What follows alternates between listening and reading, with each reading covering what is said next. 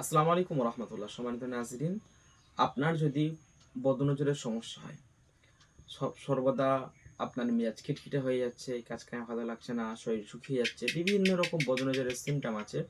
এই বদনজরকে কীভাবে আপনি দূর করবেন, বদনজর নষ্ট করার মারাত্মক একটি আমল আজকে আপনাকে বলবো ইনশাআল্লাহ। আপনি বদনজর দূর করার জন্য আপনি সম্পূর্ণ আকারে ভিডিওটি দেখেন।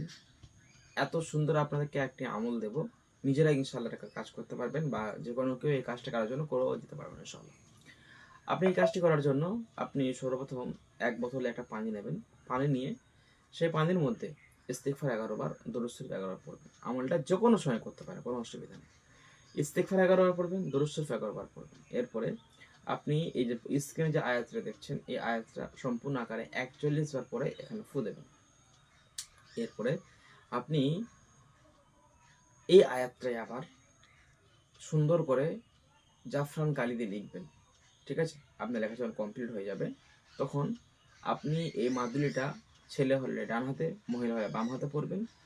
আর আপনি এই পানিটা দিনে 2 বার 3 বার করে খাবেন, চোখ মুখে দেবেন। মাত্র 11 দিন করেন, বদ নজর একেবারে ইনশাআল্লাহ দূরীভূত হয়ে যাবে, একেবারে ইনশাআল্লাহ কেটে যাবে। পরের ভিডিওতে বলবো বদ নজর থেকে কীভাবে বাঁচবেন।